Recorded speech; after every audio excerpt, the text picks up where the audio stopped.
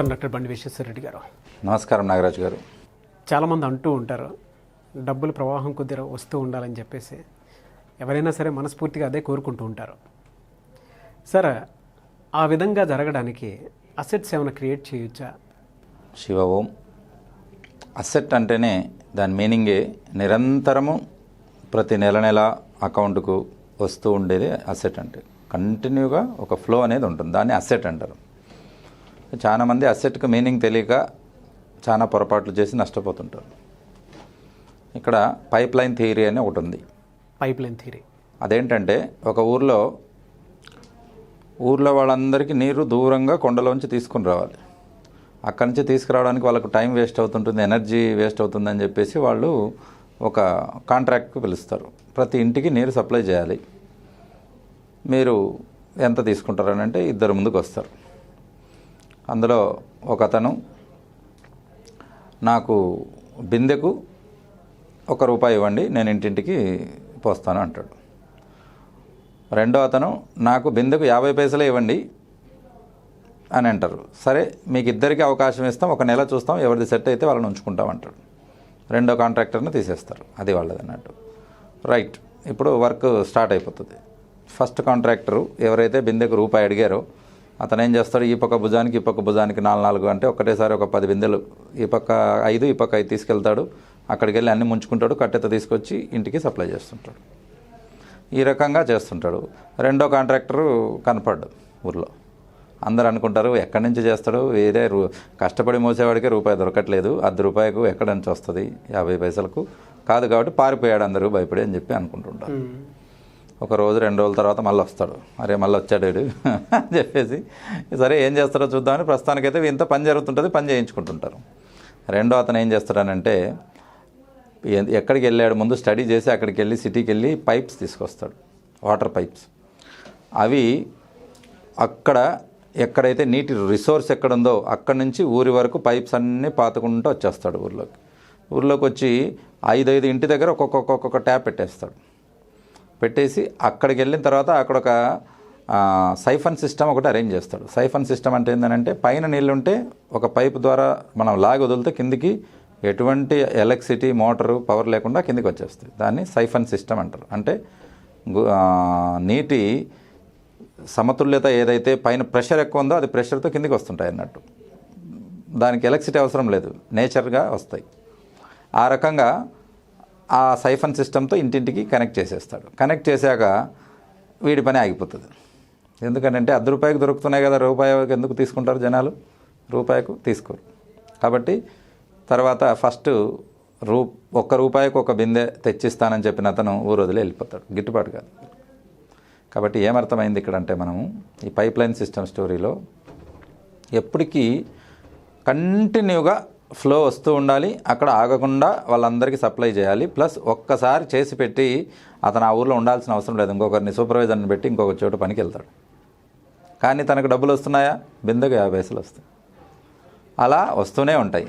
అందులో ఏమన్నా ఖర్చు ఉందా, ఏమీ లేదు. సైఫన్ సిస్టమ్ న్యాచురల్గా సక్ చేస్తుంది. అది ఇక్కడికి వస్తే తిప్పితే వాటర్ వస్తుంటాయి, పట్టుకొని ఇన్ని బిందెలను లెక్క రాసుకొని లెక్కిస్తుంటారు వాళ్ళు. అదే ఫస్ట్ వాడైతే కష్టపడాలి. కాబట్టి ఫస్ట్ వాడు కండబలాన్ని నమ్ముకున్నాడు, రెండో వాడు బుద్ధిబలాన్ని నమ్ముకున్నాడు. కాబట్టి మనం కూడా ఇక్కడ పెట్టే బిఎంఈటీ క్లాసెస్లో మేము నేర్పించబోయేది ఇదే, తెలివితో సంపాదించండి, కష్టంతో కాదు అనేది. రైట్. డబ్బులు సంపాదించాలంటే ప్రధానంగా 3 మార్గాలు ఉంటాయి. ఒకటి కష్టపడి, ఈ కథలో ఫస్ట్ వాడు చేసినది. రెండోది తెలివితో సంపాదించవచ్చు, బుద్ధితో. మూడోది కష్టపడి కొంతకాలం తర్వాత తెలివిని యాడ్ చేసి వదిలేసేయడం. ఇక్కడ మనం అసెట్ అనేది 3వ రకానికి చెందింది. మొదట కొంతకాలం కష్టపడతాం, తర్వాత దానికి తెలివి జోడించి వదిలేస్తాం. అప్పుడు అది నిరంతరంగా మనకు ఇస్తూనే ఉంటుంది సంపద. కష్టపడే వాళ్ళనంటే డైలీ లేబర్, దిగువ తరగతి వాళ్ళు వస్తారు. వాళ్ళు లేబర్ డైలీ వెళ్ళకపోతే వాళ్ళకు డబ్బులు రావు, డబ్బులు వస్తేనే వాళ్ళ జీవనం గడుస్తుంది. మిగులు తర్వాత ఫస్ట్ అసలు లైఫ్ ఎగ్జిస్ట్ కావాలంటేనే డబ్బులు కావాలి వాళ్ళకి. తర్వాత కొన్నిసార్లు రైతు దీని కిందకి కూడా వస్తాడు. ఎందుకంటే రైతు పంట వేసి పంట అమ్ముకున్న తర్వాత వచ్చినది మిగులుతేనే రైతు ఉండగలుగుతాడు. కాబట్టి రేటు బాగా వస్తే దిగువ తరగతి నుంచి ఎగువ తరగతికి వస్తాడు రైతు, లేకపోతే రేటు తక్కువ వస్తే దిగువ తరగతికి పోతాడు. కాబట్టి రైతు కూడా కష్టపడితేనే వస్తుంది, ఇంట్లో కూర్చుంటే రాదు. సెకండ్ వన్, తెలివితో డబ్బు సంపాదించేవాళ్ళు, బాగా చదువుకుంటాడు, మంచి జాబ్ కొడతాడు, వీళ్లకు నెలకు వేలల నుంచి ₹1,00,000 వరకు వస్తాయి. మంచి జాబ్ కొట్టేస్తాడు, నెల వీళ్లకు డైలీ వస్తే డబ్బులు కష్టపడేవాడికి, వీళ్ళకి 30 రోజులకు ఒకసారి కంపెనీ శాలరీ ఇస్తుంది. కొందరికి సంవత్సరానికి ఒకసారి యాన్యువల్ ప్యాకేజ్ కూడా ఉంటుంది. మూడోది వచ్చేసి కష్టపడి తెలివితో. ఇక్కడే అసలు గిట్టుకుంది, మనం ఫోకస్ చేయాల్సింది ఇక్కడే అన్నట్టు. అసెట్ ఇక్కడే తయారవుతుంది. ఒక ఎగ్జాంపుల్తో మీకు చెప్తే బాగా క్లియర్ అవుతుంది. 2 ఎంప్లాయీస్ ఉంటారు, సాఫ్ట్వేర్ ఎంప్లాయీస్ అన్నట్టు. వాళ్ళిద్దరిలో ఇద్దరికి ఒకటే కంపెనీలో ఒకటే అథారిటీ పనిచేస్తుంటారు. ఇద్దరికి కంపెనీ ఒక 20 lakhs బోనస్ ఇస్తుంది. అందులో ఫస్ట్ రామయ్య, భీమయ్య అనుకుందాం. ఫస్ట్ రామయ్య ఏం చేస్తాడు, ఆ 20 lakhs తీసుకొని డైరెక్ట్గా షోరూమ్కి వెళ్ళి 20 లక్షలది టాప్ క్లాస్ వెహికల్ ఒకటి బండి బుక్ చేసుకొని తీసుకొస్తాడు. ఎందుకంటే వాడి చిరకాల కళ ఉంటుంది తీసుకోవాలని. మరి భీమయ్యకు ఉండదా కారు తీసుకోవాలని? భీమయ్యకు కూడా ఉంటుంది కారు తీసుకోవాలని. కానీ ఇప్పుడు వద్దు అని దాన్ని పోస్ట్పోన్ చేసుకుంటాడు. బాగా గమనించండి, పాయింట్ ఈజ్ హియర్. రామయ్య వెంటనే వచ్చిన బోనస్పై డబ్బులతో కారు కొనుక్కొస్తే భీమయ్య ఆ ఆలోచనను, విష్ అని అంటే ఆయన కోరికను, ఒక 10 సంవత్సరాల తర్వాత నేను కారు తీసుకుంటాను అని పోస్ట్పోన్ చేసుకుంటాడు. మరి కారు వాడు తీసుకున్నప్పుడు వీరికి కూడా ఏదో కావాలి కాబట్టి ఒక 2 lakhsది సింపుల్గా ఒక సెకండ్ హ్యాండ్ కారు తీసుకొని పని జరిగేలా పెట్టుకుంటాడు.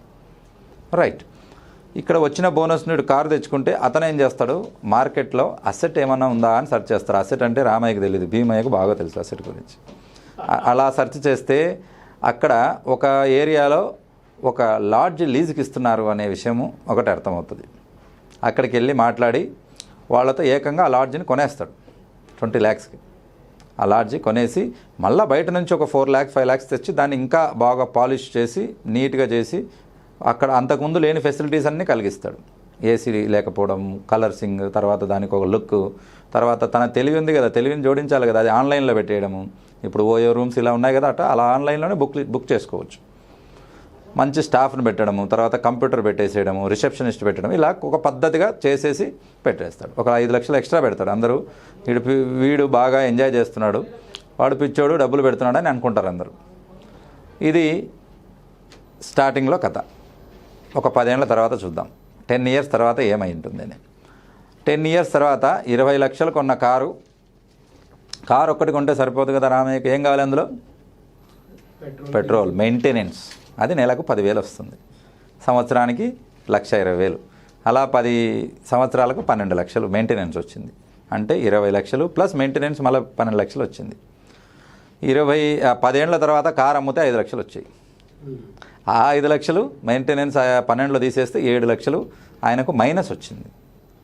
ఖర్చేమో 12 లక్షలు వచ్చింది, మిగిలింది 5 లక్షలే. అది పోగా ఎంతకు 7 లక్షలు చేతి నుంచి ఖర్చు పెట్టుకున్నాడు రామయ్య. ఈ 10 ఏళ్లలో ఏం చేయగలిగాడు? కారుతో వారానికి ఒకసారి ట్రిప్ తిరగగలిగాడు, ఊర్లో తిరగగలిగాడు వారానికి ఒకసారి, ఎందుకంటే లీవ్ దొరికేది ఒకటేసారి. ఇక్కడ చూద్దాం, ఇది రామయ్య పరిస్థితి. అక్కడ చూస్తే భీమయ్య ఏం చేశాడు, అందులో ఒక మంచి 10 పాలిష్ చేసిన బాగా పాష్గా తయారు చేసిన రూమ్స్ పెట్టాడు. ఒక్కొక్క రూమ్కు ₹1,000 రెంట్ పెట్టాడు. రోజుకు 10 రూములు పోతే 10,000 వస్తుంది. నెలలో 30 రోజులు అయితే ఒక 10 రోజులు తీసేద్దాం, అన్ని రోజులు నడవదుగా లాడ్జ్. 20 రోజులు మాత్రమే నడుస్తుంది, రోజుకు 10,000 వస్తాయి. అంటే నెలకి 2 లక్షల సంపాదన వచ్చింది. సంవత్సరానికి ఎంత అయింది? 24 లక్షలు అయింది. ఒక 4 లక్షలు మెయింటెనెన్స్కి తీసేద్దాం, శాలరీస్, ఎలక్ట్రిసిటీ ఇవంతా. సో సంవత్సరానికి ఎంత సంపాదించాడు? 20 లక్షలు సంపాదించాడు. 10 సంవత్సరాలంటే ఎంత అయింది? 2 కోట్లు అయింది. అవును.